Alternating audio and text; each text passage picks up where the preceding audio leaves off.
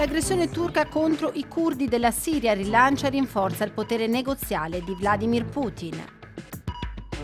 In Bosnia, a Bihać, in un campo profughi sono concentrati gli immigrati che poi a piedi tentano di arrivare in Italia. L'Ossetia, la regione georgiana occupata dalla Russia, una situazione dimenticata dalle diplomazie internazionali.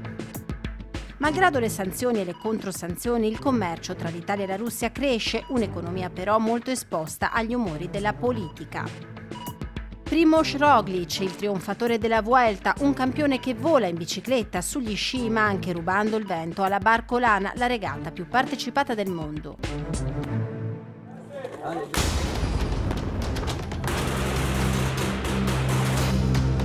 L'aggressione turca ai curdi della Siria ha consentito a Vladimir Putin di tessere il suo gioco diplomatico. L'avanzata delle unità di volontari islamisti radicali, armati e sostenuti da Erdogan, è stata fermata dallo schieramento a nord nel Rojava dell'esercito di Assad e della polizia militare russa come forza di interposizione.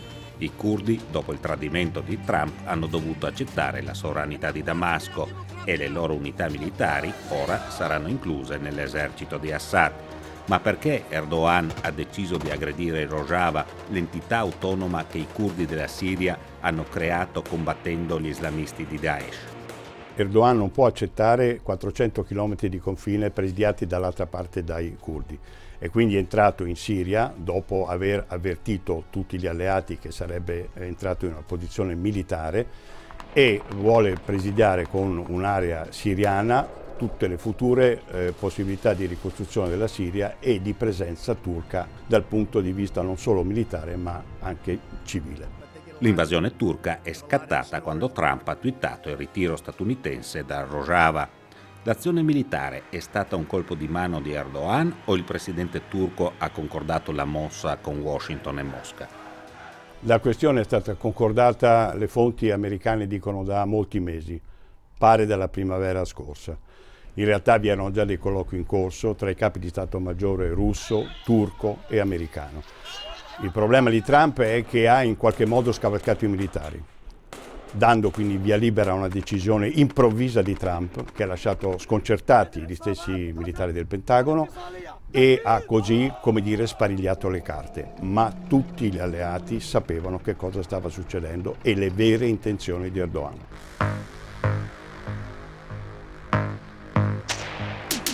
In questo contesto a dominare l'azione diplomatica è la Federazione Russa di Putin. La Russia ha difatti esteso il territorio controllato da Assad anche sulle zone kurde e il presidente siriano, pezzo per pezzo, sta riconquistando anche la regione di Idlib, ora controllata dalle milizie islamiche. Con l'aiuto di Trump, Putin è diventato il grande mediatore del Medio Oriente. Putin in Siria usa in modo spregiudicato la forza militare. L'aviazione russa, senza dichiararlo, ha di fatto instaurato una zona di non volo anche sopra il Rojava, limitando l'azione dei bombardieri di Erdogan. È evidente però che Ankara continua a trattare con il Cremlino. Ma qual è l'interesse di Putin? L'interesse di Putin, dopo aver venduto i missili alla Turchia, è quello di poter anche dimostrare che la Russia non è soltanto un venditore di armi, ma è anche un paese di grande negoziazione, che si impegna non solo nella lotta contro il terrorismo, ma anche nella lotta per la difficile stabilizzazione dell'area ed in questo senso, come abbiamo detto, anche con la benedizione non solo degli alleati come Assad, ma perfino degli americani, anzi del presidente americano Trump. I curdi hanno ancora nelle loro prigioni circa 5.000 combattenti dell'ISIS e i loro familiari. Trump è stato chiaro al riguardo, è stato uno dei problemi con cui ha cominciato la diatriba con l'Europa.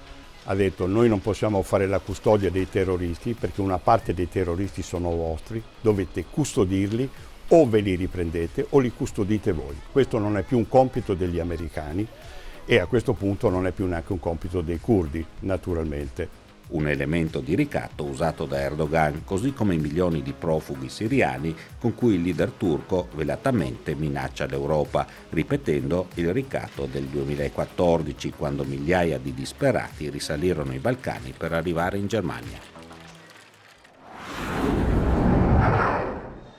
Queste sono le porte dell'Europa. Sulla soglia, al confine tra la Bosnia e la Croazia, uomini, donne e bambini bivaccano per giorni nei boschi per poi correre verso un sogno che si chiama Germania, Francia, Italia, Svezia. Queste immagini le hanno girate sulle alture di Bihac gli uomini del soccorso alpino che ogni giorno cercano di evitare che il freddo e le insidie della montagna abbiano la meglio su questo esercito di disperati. Pa možemo reći da je situacija na planini Plješevici. In questo momento c'è una situazione disastrosa. Abbiamo centinaia di persone accampate nei boschi che cercano di passare in Croazia seguendo percorsi rischiosi e attraversando anche campi minati. E la situazione peggiorerà con l'inverno, quando molti proveranno a passare sperando in un allentamento dei controlli. Znači sa velikim snijegom i niskim temperaturama. Perché per queste persone la montagna non è l'insidia peggiore. Nella maggior parte dei casi il loro cammino viene infatti interrotto dalla polizia croata che li respinge con violenza, sequestrando tutto dai telefoni agli zaini ai vestiti. Ho provato per 4 volte a entrare in Croazia e la polizia mi ha sempre cacciato indietro. Mi hanno picchiato, mi hanno rubato telefono, borsa, tutto ciò che avevo. Ma non importa, tra qualche giorno tenterò di nuovo.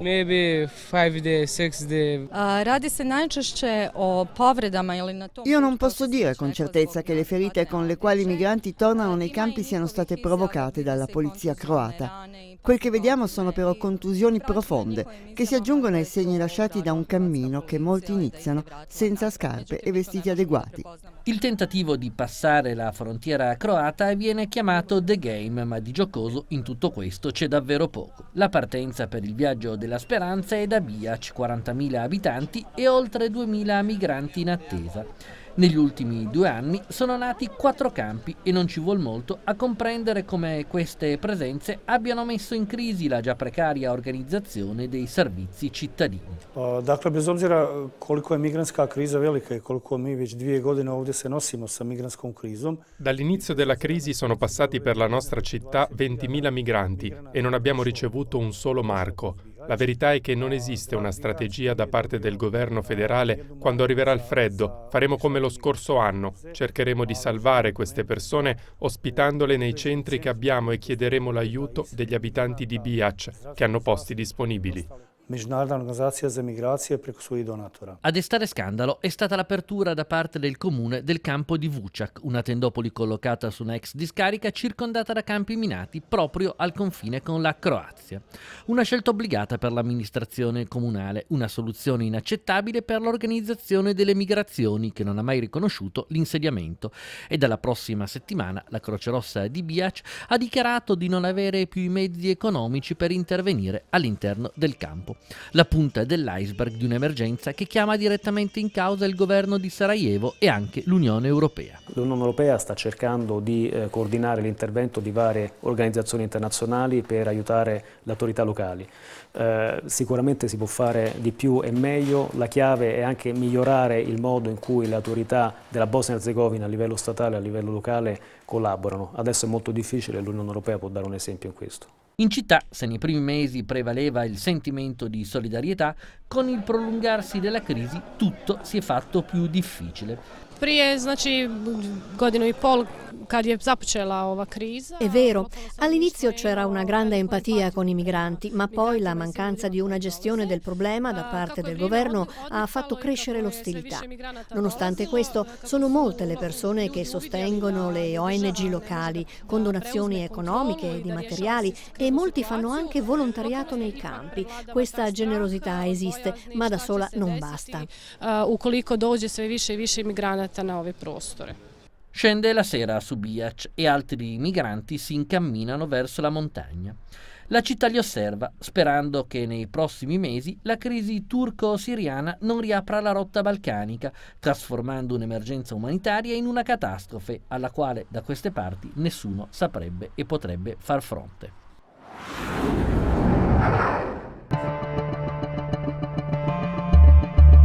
Una linea lunga oltre 300 chilometri che divide la Georgia dalla regione separatista dell'Ossetia del Sud, riconosciuta dalla Russia e alcune nazioni sue alleate dopo la guerra lampo del 2008.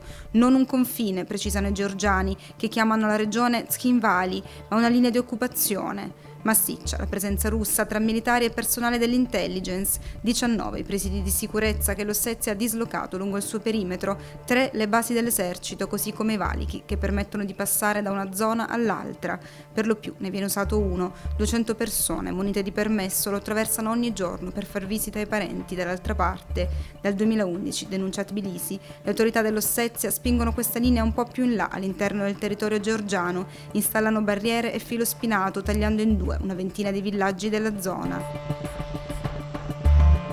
Uno di questi è Kurvaleti. Il filo spinato è comparso di notte, racconta Data Vanishvili, 88 anni. Improvvisamente non ero più in territorio georgiano. Sua figlia abita in un altro paesino, al di là della barriera, non può fargli visita. Lui non può lavorare la sua terra, spostarsi è impossibile.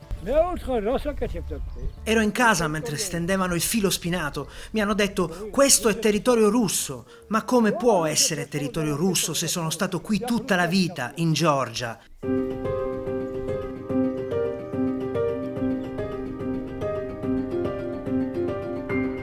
Per monitorare la situazione nella zona è attiva una missione dell'Unione Europea, ma questo non ferma gli incidenti. Tbilisi denuncia episodi di violenza e centinaia di detenzioni illegali di persone che attraversano il confine. Secondo le autorità georgiane, negli ultimi anni 3 uomini sono stati uccisi, tra loro un ex soldato il cui corpo fu restituito dopo un mese, senza gli organi interni e con segni di tortura. Andai a trovare la famiglia, racconta l'ex presidente georgiano Georgi Margvelashvili. È una situazione difficile, se reagisci rischi di innescare conseguenze pericolose, ma se non fai niente la popolazione si deprime.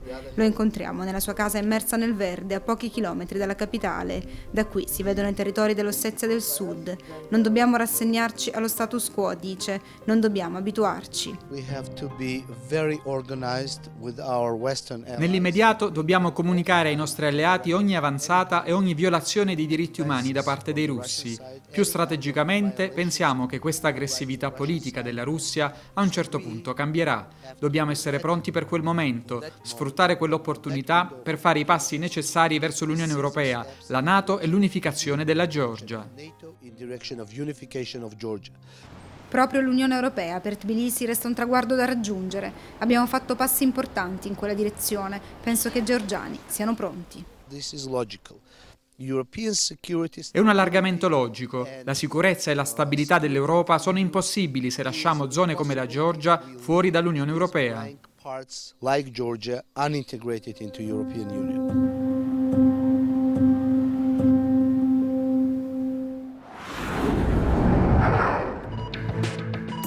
In Boemia si è corsa la 126esima edizione della Velika Pardubička, il più famoso e prestigioso Grand Prix della Mitteleuropa, una corsa massacrante, spietata per cavalli e fantini che si sviluppa su una distanza di quasi 7 km con 31 ostacoli.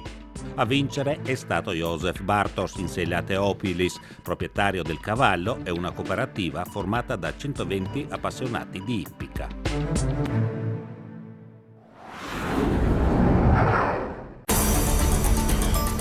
La frenata dell'economia tedesca, la guerra dei dazi, il primo rallentamento della Cina dagli anni 90, ma anche l'ondata immigratoria e i diversi fronti aperti sulla sicurezza. È il contesto in cui l'Unione Europea cerca un nuovo equilibrio internazionale per limitare i danni delle perturbazioni politiche e stabilizzare i propri rapporti, da un lato con l'alleato statunitense, dall'altro con un interlocutore economico fondamentale come la Russia. Tema affrontato a Trieste nel seminario italo-russo organizzato dall'associazione Conoscere Eurasia, che ha riunito imprenditori, istituzioni e rappresentanti del sistema creditizio. A emergere la necessità di ricollocare la Russia nello scacchiere dei paesi strategici e di sanare le ferite provocate dalle sanzioni incrociate con l'Europa. Eppure, nel primo semestre di quest'anno, l'interscambio tra Italia e Russia è cresciuto del 3,8% rispetto allo stesso periodo del 2018, per un valore di quasi 11 miliardi di euro. Ma ad aumentare sono state soprattutto le importazioni dalla Russia, cresciute del 5,5%, mentre le vendite italiane verso questo paese sono rimaste sostanzialmente stabili, circa 3,6 miliardi di euro e un'irrisoria variazione positiva dello 0,4%. La meta è ambiziosa: migliorare gli affari con la Russia significa aprire le porte di un mercato ancora più vasto. La Russia oggi rappresenta il motore di una grande realtà che è l'Unione Economica Eurasiatica, che include oltre la Russia la Bielorussia, il Kazakistan, la Kirghizia, l'Armenia e che nello stesso tempo insieme con la Cina anima quello che noi chiamiamo lo Shanghai Cooperation Organization, dove c'è la Cina, ma non solo la Cina, c'è il Pakistan, quindi un po' l'Oriente. 2 le strategie per recuperare terreno. La prima riguarda le piccole e medie imprese, l'80% dell'economia italiana ancora assente sulle piattaforme digitali, un vizio capitale in Russia dove quasi il 38% della merce è acquistata via internet. Per accompagnare le nostre aziende su quel mercato, la Camera di Commercio italo-russa ha messo a punto un progetto specifico. Prevede di mettere in piedi un corridoio verde di logistica, trasporto e dogana che consenta all'esportatore italiano di consegnare i propri prodotti a un'azienda in Italia e immetterli su una piattaforma e-commerce della Camera di Commercio italo-russa in Russia, in modo tale che il proprio prodotto sia non solo commercializzato secondo i vecchi sistemi offline, ma già sull'online. La seconda linea di sviluppo riguarda le grandi aziende italiane già presenti sul mercato russo e attive su infrastrutture, impiantistica, metallurgia e cantieristica. I colossi dell'imprenditoria possono fare da traino anche per le aziende di dimensioni minori e puntano sulla capacità del sistema Italia di fare squadra per superare le difficoltà imposte dalla politica internazionale. Chi fa economia, chi lavora nell'industria, chi lavora nel commercio ha un interesse genuino di lavorare e di trovare nei mercati esteri come la Russia il proprio sfogo. Io credo che la diplomazia economica, dandosi una mano fra operatori economici italiani, sia quella che può portare i migliori risultati. Poi purtroppo gli inconvenienti di tipo politico di ogni genere, come ben sappiamo, sono sempre dietro l'angolo, ma con l'energia e la costanza si riesce comunque sempre ad andare avanti.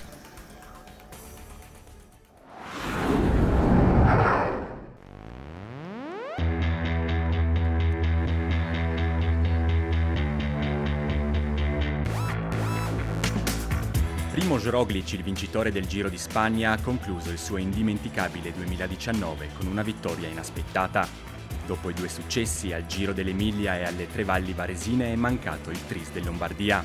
La delusione è durata poco, ad attenderlo c'era un'altra classica d'autunno, la Barcolana alla regata dei record. Lasciata per un giorno la bici, Roglič ha partecipato da velista alla 51esima edizione della regata più affollata al mondo, con alla partenza 2015 imbarcazioni. Ospite del team sloveno di E-Wall su Way of Life, parte subito in fuga. Il tracciato è piatto, bonaccia, il vento è il grande assente. Il gruppo inseguitore è subito staccato e Way of Life trionfa in solitaria. Alle 13 vittorie in stagione il ciclista sloveno aggiunge una del tutto speciale. Il difficile è sceglierne una in particolare. Me lo chiedono spesso. Potrei dire che sono dei pensieri dolci. Dietro ogni vittoria c'è tanto impegno, tanto lavoro. In questa stagione mi sono impegnato al massimo in ogni competizione, ma sceglierei comunque la vittoria alla Vuelta. Per il campione sloveno una stagione umana e sportiva da incorniciare. Al Giro d'Italia ha vestito subito la maglia rosa, poi non tutto è andato secondo i piani. A Verona agguanta il podio che vale il massimo risultato in carriera.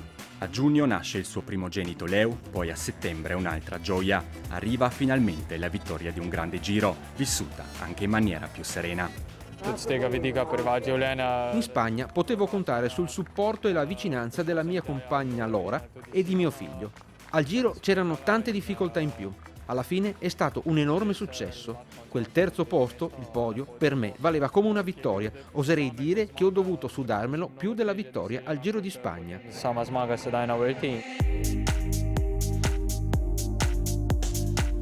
La sua stagione è stata illuminata continuamente dai riflettori, la sua luce più grande e imprescindibile è una soltanto.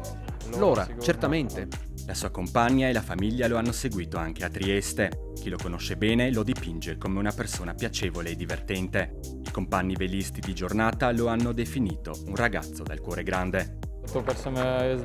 Dopo questa esperienza posso dire che la vela e il ciclismo hanno in comune lo spirito di squadra. Ognuno deve svolgere il proprio compito al meglio per raggiungere l'obiettivo prefissato.